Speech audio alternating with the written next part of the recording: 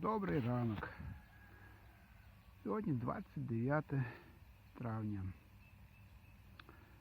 Весна була пізньою, холодною. Ялинка не випускала свіжих гілочок.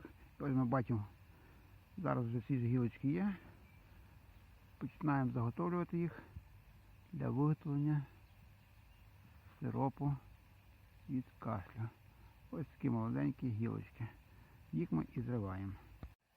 Нарвали практично кілограм хвої.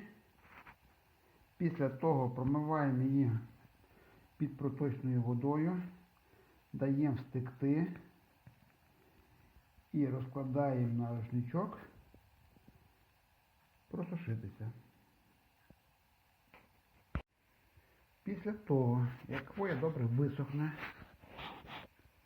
щоб вона не була вологою, ми закладаємо хвою разом з цукром в банку.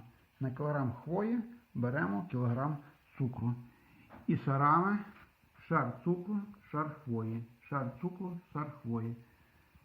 Ось так засипаємо в 100-літрову баночку. Там якраз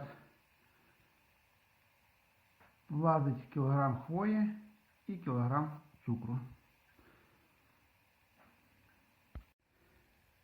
Після того, як цукор розчиниться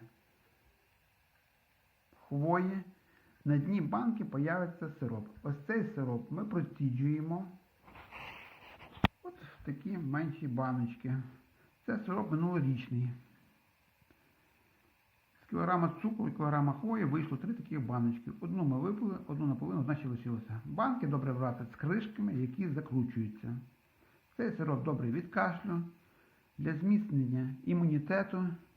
Так що робіть сироп своїми руками і будьте здорові!